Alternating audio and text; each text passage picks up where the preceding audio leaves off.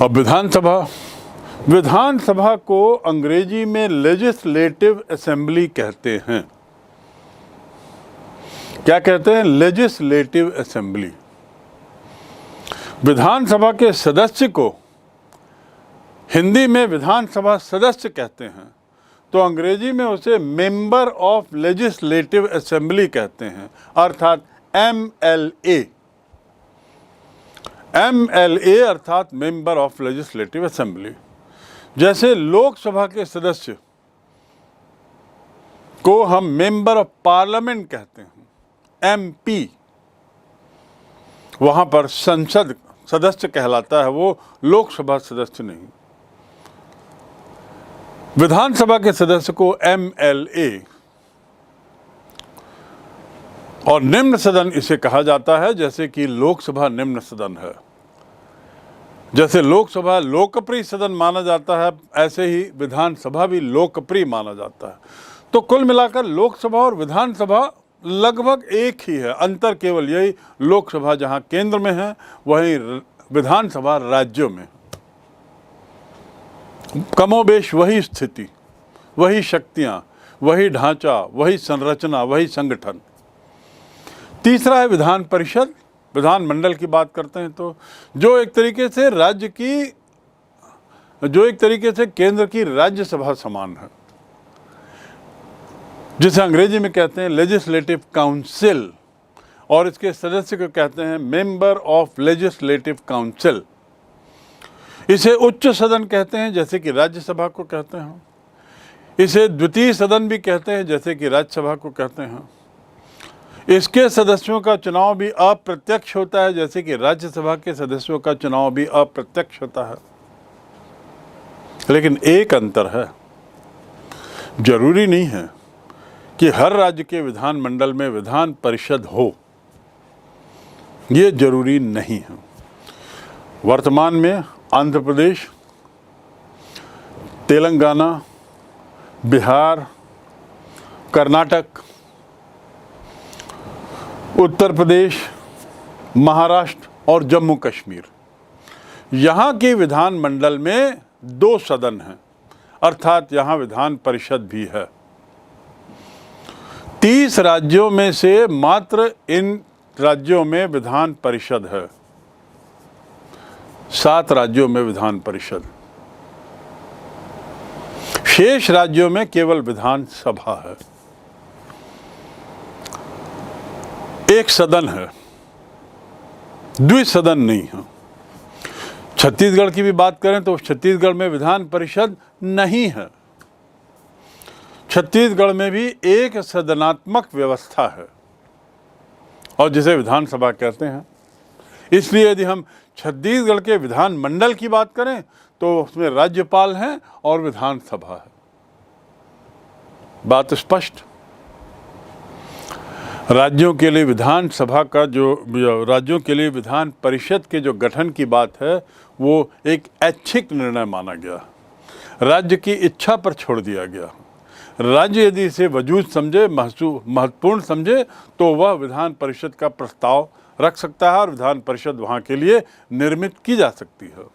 लेकिन फिलहाल मात्र 7 राज्यों में विधान परिषद है, ऐच्छिक है ये। संविधान के अनुच्छेद 169 के अनुसार विधानसभा अपने उपस्थित और मतदान करने वाले सदस्यों में से 2/3 लोग यदि विधान परिषद के पक्ष में प्रस्ताव पारित करते हैं और भारतीय संसद साधारण कानून बनाने की प्रक्रिया से कानून बनाकर किसी राज्य में विधान परिषद लागू कर सकती है, तो नियम क्या हुआ? विधान परिषद ऐच्छिक राज्य की इच्छा पर है, और यदि इच्छा पर है तो वो कैसे अभिव्यक्ति होगी? विधानसभा के उपस्थित सदस्यों, मतदान करने वाले सदस्यों में 2/3 लोग प्रस्ताव के पक्ष में वोट दें। फिर ये मामला संसद में जाता है, केंद्र में, और फिर संसद उसे साधारण बहुमत से स्वीकार कर ले, कानून बनाने की प्रक्रिया से कानून बना दे। इस प्रकार विधान परिषद स्थापित। विधान परिषद को भंग, विधान परिषद को समाप्त करने का भी तरीका यही है।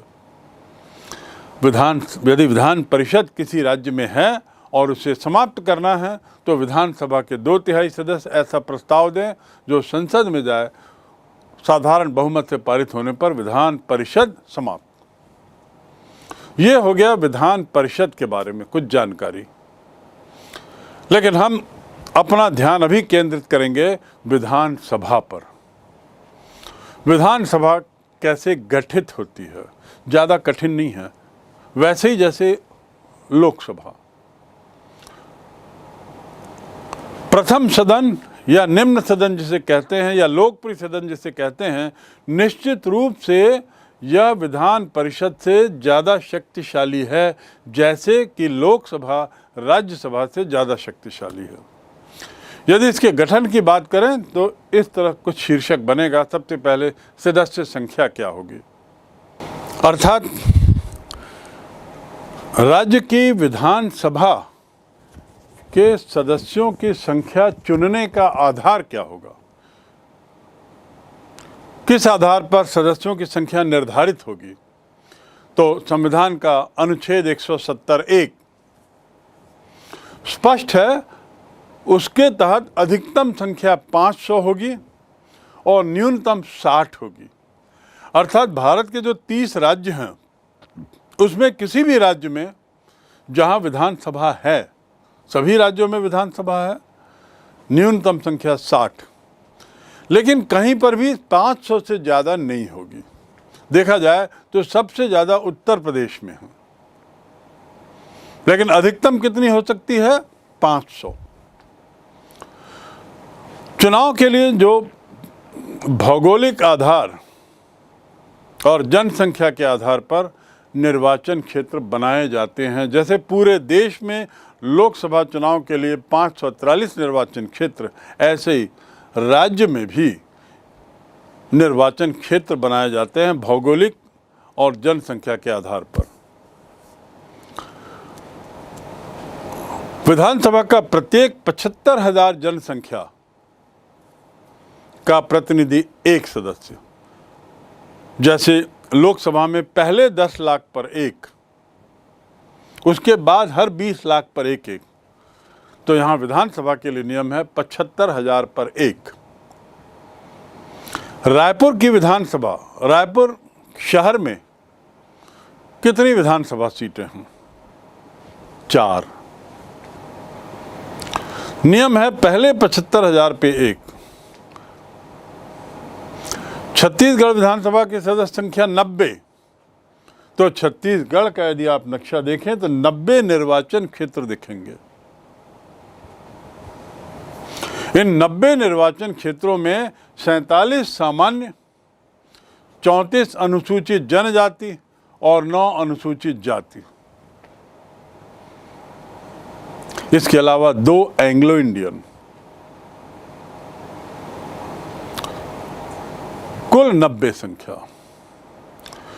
हर जनगणना के बाद विधानसभा की सदस्य संख्या को पुनर्निर्धारित किया जाता है। जो जनगणना हर 10 वर्ष में होती है उसमें जनसंख्या बढ़ती है। बढ़ती जनसंख्या के मद्देनज़र उस राज्य के सीटों की संख्या भी आनुपातिक दृष्टि से बढ़ाई दी जाती है, लेकिन अधिकतम कितनी होगी, 500, ये स्पष्ट है। संविधान का जो 42वां संशोधन हुआ था, 42वें संशोधन के अनुसार 2001 तक के लिए सदस्य संख्या निर्धारित की गई थी, जो अब 2026 तक बढ़ा दी गई है। तो अभी वर्तमान में कितनी सदस्य संख्या है, थोड़ा इस पर नज़र डालें। मैं विधानसभा के सदस्यों की बात कर रहा हूँ। बिहार में 243, छत्तीसगढ़ में तो 90 है। बिहार की जनसंख्या और उसका भौगोलिक क्षेत्र, वहाँ पे 243 है। हरियाणा में 90 हैं, जैसा कि छत्तीसगढ़ में है। तमिलनाडु में 234 विधानसभा सदस्य, हिमाचल प्रदेश में 68 विधानसभा सदस्य। तो इस विधानसभा के सदस्यों की संख्या देखकर भी हम और आप अंदाज लगा सकते हैं कि भौगोलिक दृष्टि से और जनसंख्या की दृष्टि से कोई राज्य किसी अन्य राज्य की तुलना में कितना बड़ा या कितना छोटा है। कर्नाटक 224, महाराष्ट्र 288 और उत्तर प्रदेश, जिसका मैं पूर्व में जिक्र कर रहा था और आपको कह रहा था 400 से ज़्यादा हैं, तो इसकी यदि एग्जैक्ट संख्या 403 है, यानी छत्तीसगढ़ से 4 गुना से भी ज़्यादा सीटों की संख्या केवल उत्तर प्रदेश की अकेले है। जैसे लोकसभा में अन्य राज्यों की तुलना में दुगुनी से भी ज़्यादा सीट लोकसभा में उत्तर प्रदेश को है, ऐसे ही विधानसभा के मामले में भी बहुत ज़्यादा। इसीलिए उत्तर प्रदेश जो है वो राजनीतिक दृष्टि से सभी दलों के लिए बहुत महत्वपूर्ण है। उत्तर प्रदेश के चुनाव को लेकर पूरे देश में सरगर्मी रहती है, उसके परिणामों को लेकर बहुत उत्साह रहता है, बहुत तनाव भी रहता है, क्योंकि उत्तर प्रदेश की राजनीति पूरे देश की राजनीति को प्रभावित करती है। आप यही इस बात से समझ सकते हैं कि उत्तर प्रदेश कितना महत्वपूर्ण है राजनीतिक दृष्टि से कि देश के अधिकतर प्रधानमंत्री उत्तर प्रदेश से आए हैं। पंडित जवाहरलाल नेहरू, गुलजारी लाल नंदा, लाल बहादुर शास्त्री, श्रीमती इंदिरा गांधी, और वर्तमान में श्री मोदी, यद्यपि वो गुजरात के हैं लेकिन उनका चुनावी क्षेत्र लोकसभा में वे किस क्षेत्र का प्रतिनिधित्व करते हैं? वाराणसी का। और वाराणसी कहाँ है? उत्तर प्रदेश में। तो आप देखेंगे सभी राज्यों के विधानसभाओं की सीटों की संख्या, और जैसा मैंने बताया कि न्यूनतम संख्या होनी चाहिए 60। संघ शासित प्रदेशों की क्या स्थिति है? दिल्ली का, जैसे मैंने बताया, संघ शासित होते हुए भी एक बहुत बड़ा अपवाद है, वह एक राज्य है जिसकी अपनी सरकार है, अपनी विधानसभा है। इस बात को आप अच्छी तरह समझ लें। और ये जो विशेष स्थिति है दिल्ली राज्य की, उसके कई कारण हैं, जिसमें से एक महत्वपूर्ण कारण है वह देश की राजधानी है, जहां पर केंद्र सरकार बैठती है। इसलिए और उसको जो राज्य का दर्जा दिया गया है, उसके कारणों में अनेक कारण हैं। तो आप जान लें कि यहाँ की विधानसभा की 70 सीटें हैं और पौंडीचेरी भी एक अन्य राज्य है जिसकी अपनी सीटें हैं। अब आरक्षण की बात करें, जैसा लोकसभा राज्यसभा में आरक्षण है, ऐसे ही विधानसभा में भी आरक्षण है। राज्यों की विधानसभा के आरक्षण का आधार उस राज्य में अनुसूचित जाति, अनुसूचित जनजाति की संख्या तय के आधार पर होता। अनुसूचित जाति, अनुसूचित जनजाति की जनता के अनुपात में सीटों का आरक्षण है। किसी विधानसभा के सामान्य निर्वाचन में एंग्लो इंडियन का भी आरक्षण है, जो कि यदि सामान्य में ना मिला हो तो राज्यपाल के द्वारा उन्हें नामित किया जाता है। छत्तीसगढ़ के मामले में राज्यपाल इस समुदाय के सदस्य को विधानसभा का सदस्य मनोनीत करता है। जैसे लोकसभा में एंग्लो इंडियन कम्युनिटी के लिए राष्ट्रपति 2 को मनोनीत करता है, छत्तीसगढ़ की विधानसभा में भी मनोनयन का प्रावधान है एंग्लो इंडियन कम्युनिटी के लिए, क्योंकि अपने स्वयं के बल पर एंग्लो इंडियन कम्युनिटी अपना प्रतिनिधि विधानसभा में नहीं भेज सकता। इनकी संख्या बहुत नगण्य है। पर आपको जो समझना है यहाँ पर आरक्षण के मामले में वह यह कि हर राज्य की अपने अपने आरक्षित सीटों की संख्या है, जो उस राज्य के अनुसूचित जाति और जनजाति की जनसंख्या के अनुपात में दी गई है। अब हम आते हैं निर्वाचन पर। वही प्रक्रिया, बिल्कुल वही प्रक्रिया जो लोकसभा के निर्वाचन में है। वयस्क मताधिकार पहला, प्रत्यक्ष मतदान जनता द्वारा दूसरा, राज्य की निश्चित स्थानों के आधार पर निर्वाचन क्षेत्रों का निर्माण। तीसरा, निर्वाचन क्षेत्रों के निर्माण में जनसंख्या का अनुपात समान हो, यह सुनिश्चित किया जाता है। ये चौथा बिंदु। एक निर्वाचन क्षेत्र से एक ही सदस्य निर्वाचित। पांचवा बिंदु। फर्स्ट पास द पोस्ट प्रक्रिया, जैसा कि लोकसभा में है। छठवां बिंदु।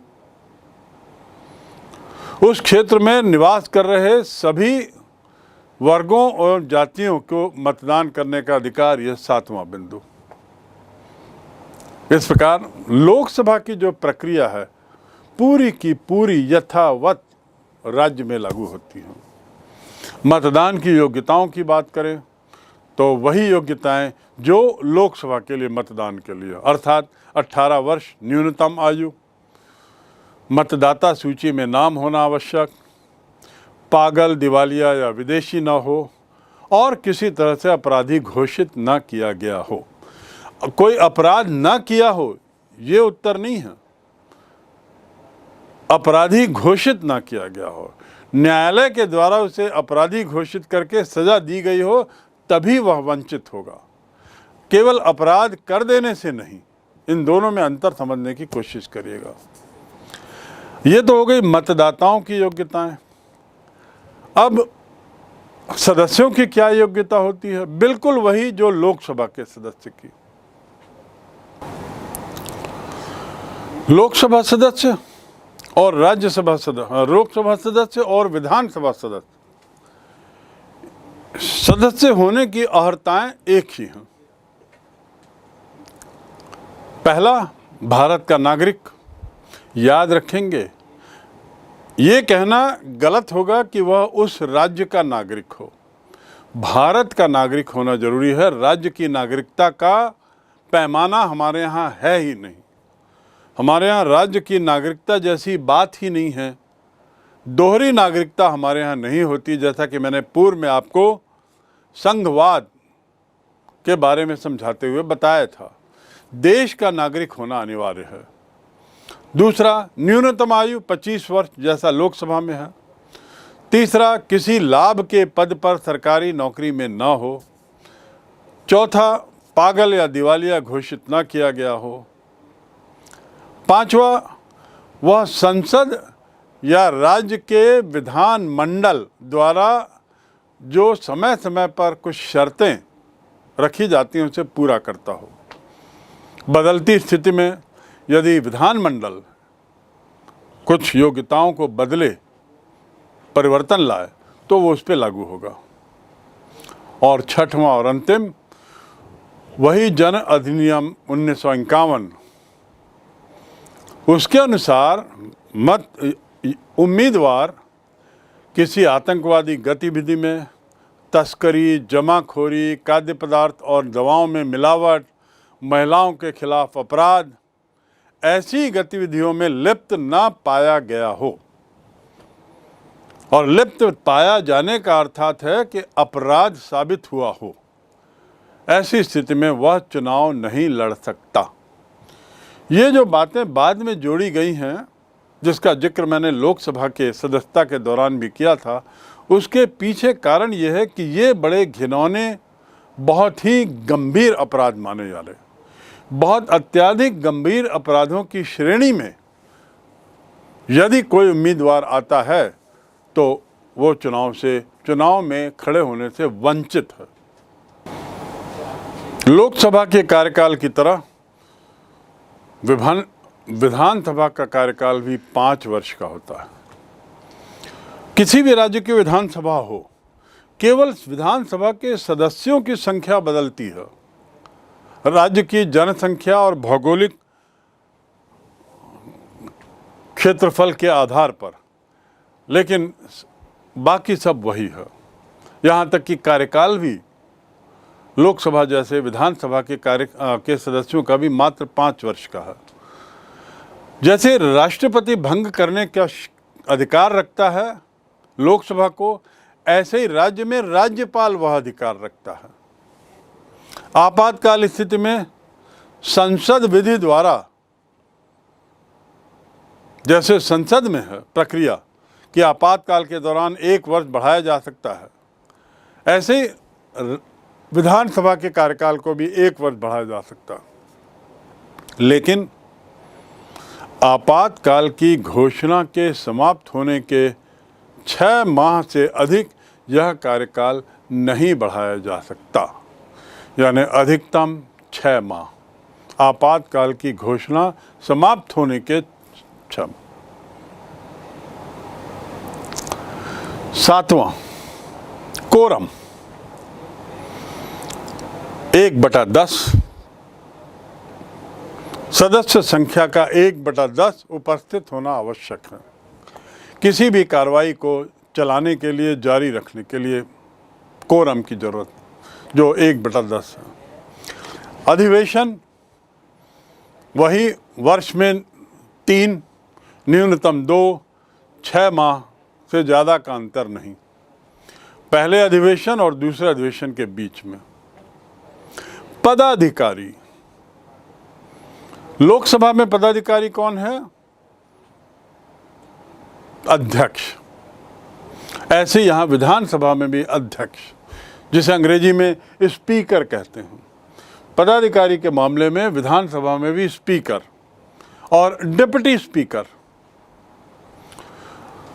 और ये दोनों सदस्य जैसे लोकसभा में लोकसभा सदस्य चुनते हैं, ऐसे ही राज्यसभा में राज्यसभा सदस्य चुनते हैं। जैसे लोकसभा में प्रो टेम स्पीकर का जिक्र मैंने किया था, ऐसे ही विधानसभा में भी प्रो टेम स्पीकर होता है।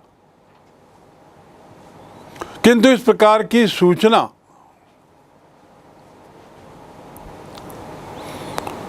यदि हटाने संबंधी बात हो तो जैसे लोकसभा में 14 दिन की पूर्व सूचना हो, ऐसे ही विधानसभा में भी 14 दिन पूर्व सूचना, तत्संबंधी सूचना दे दी जानी चाहिए। आप देखेंगे विधानसभा और लोकसभा लगभग एक ही जैसे हैं। सदस्यों की संख्या को छोड़ दें तो बाकी सारे प्रावधान एक ही जैसे हैं।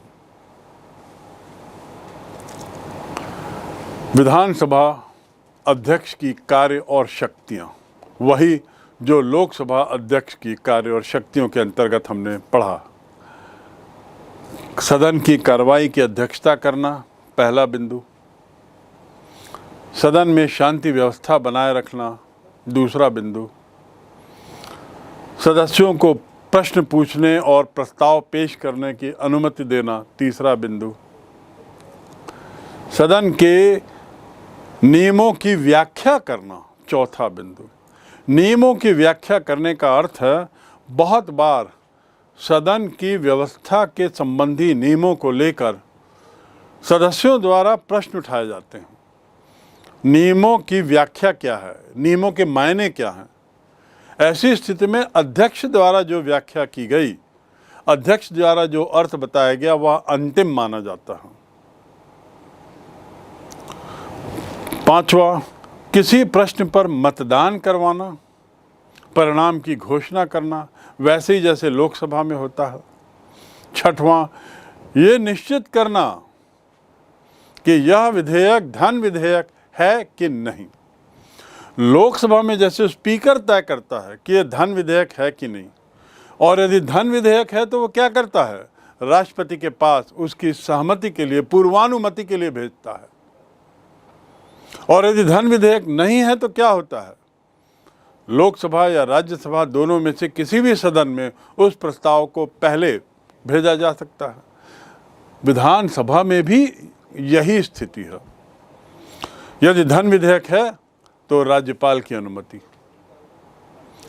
सदन में इसका जो अगला जो कर्तव्य है, गंभीर अव्यवस्था और अशांति की स्थिति में कार्रवाई को स्थगित करना, निलंबित करना, मार्शलों की मदद से उपद्रवी या ऐसे सदस्य जो उचित व्यवहार नहीं कर रहे हैं उन्हें सभा के बाहर, सदन के बाहर भेज देना, ये उसकी कार्यशक्ति में आते हैं। अध्यक्ष जब उपस्थित ना हो तो उपाध्यक्ष उसके कार्यों को संभालता है, वैसे ही जैसे कि लोकसभा में।